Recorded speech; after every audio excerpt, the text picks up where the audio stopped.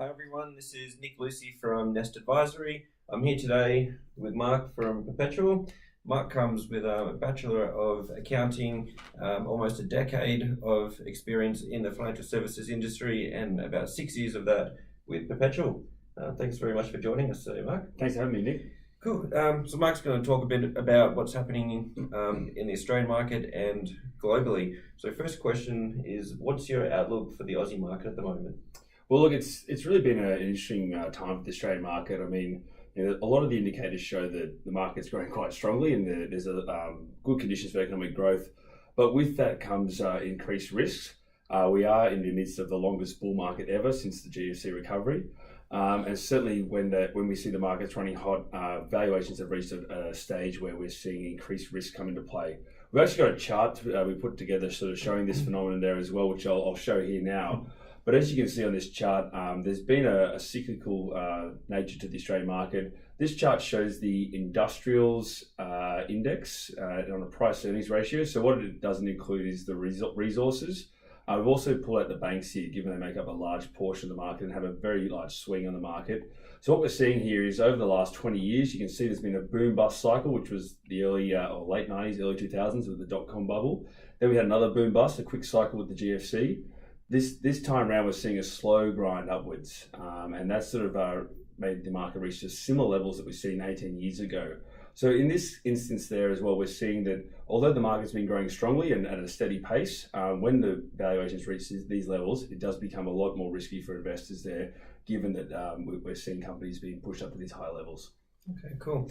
So a lot of people are talking about Trump and the trade war and things. So what's your sort of view of things happening globally? Yes, well, there is a couple of key issues there as well. Probably two I'd like to point out, and this sort of relates to where we've seen valuations of markets increasing there as well. And it really comes back to central bank policy, namely where interest rates have been. So obviously in the last 10 years, we've seen interest rates being driven downwards to record lows.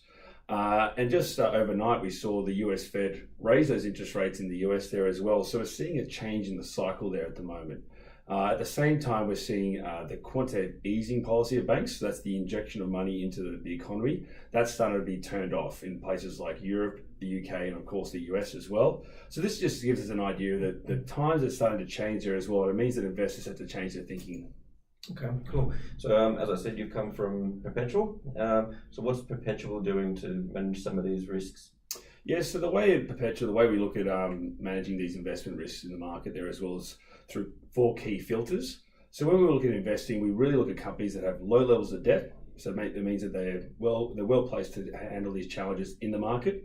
They've got good management teams in place, and by that I mean they've got management teams that act in the shareholders' best interest as well. They've got high cash flows, so quality cash flows, which means that cash is key in these particularly volatile times. And of course, the industry that they operate in is in a strong position for growth. Cool. And before you head off, can you just leave us with your top tip? Well, as I think I've sort of mentioned and touched on today, there's a lot of moving parts in the global economy, the Australian economy at the moment. So in these uncertain markets, it does pay to go see a financial advisor to sort of get the best advice for your particular situation, and hopefully you can manage these markets as best as possible. Great, excellent tip. Well, thanks very much for joining us today. Appreciate your insight. If you'd like to know more, if you'd like to get in touch, please do. Always available and love to hear from you. Thank you.